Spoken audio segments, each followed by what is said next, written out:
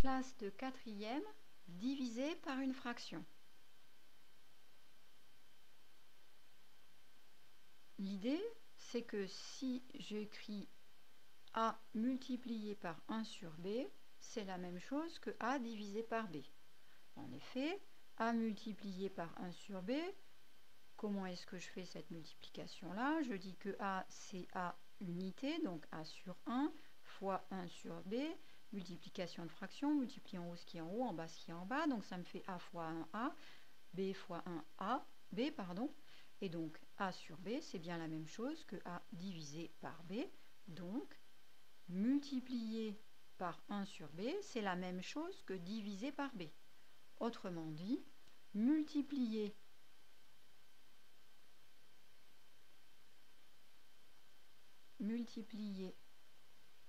par 1 sur B, c'est la même chose que diviser par B. Et si je prends dans l'autre sens, diviser par un nombre, c'est multiplier par son inverse. Diviser par un nombre,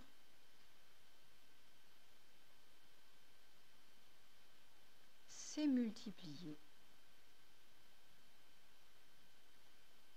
par son inverse.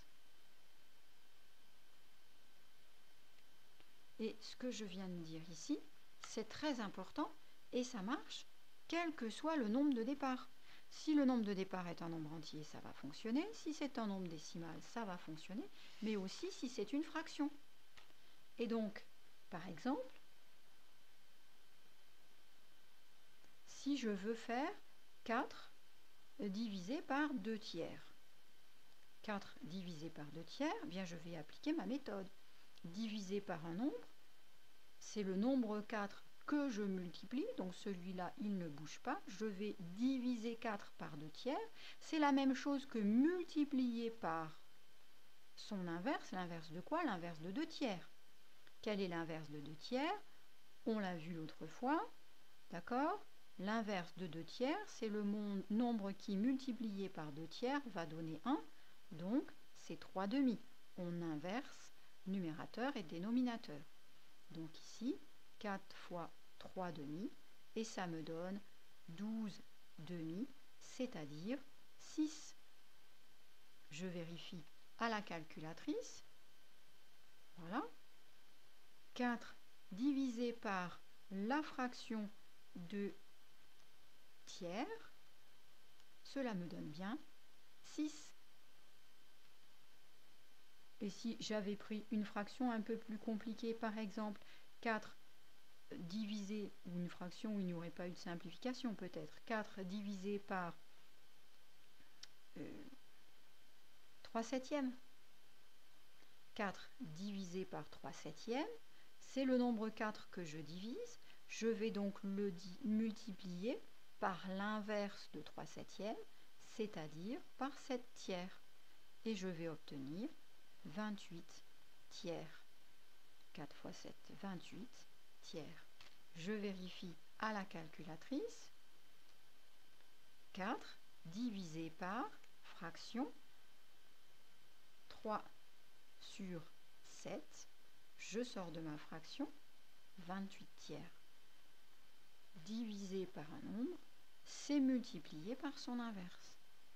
Et si je veux diviser la fraction 5, 3 cinquièmes par exemple par 5 sixièmes, eh bien c'est la fraction 3 cinquièmes que je divise, c'est mon nombre de départ. Au lieu de diviser par 5 sixièmes, je vais multiplier par l'inverse de 5 sixièmes, c'est-à-dire par 6 cinquièmes. Et je vais avoir 3 fois 6, 18 sur 5 fois 5, 25. Je vérifie. La fraction 3 sur 5, je sors de la fraction, je veux la diviser par la fraction 5 sur 6, je sors de la fraction, j'exécute 18 25e.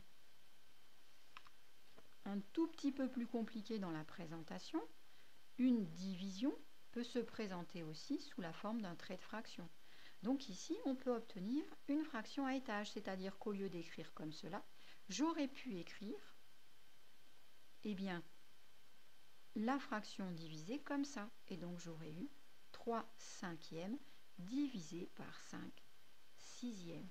Et pour trouver le trait de fraction principal, celui qui se transforme ici par une division, eh bien, il va falloir faire attention au signe égal qui est de part et d'autre du trait de fraction principal. Donc quand on vous dit faites bien attention à l'écriture des fractions, eh bien vous voyez que c'est important. Sinon, on ne pourra pas se repérer. Voilà, vous êtes parés, vous savez tout. À retenir, diviser par un nombre, c'est multiplier par son inverse. Diviser par une fraction, c'est multiplier par l'inverse de cette fraction. Voilà, vous êtes prêts. Vous pouvez maintenant aborder tous les calculs possibles et imaginables sur les fractions en respectant bien les règles de priorité. Alors, bon courage à vous et bon entraînement.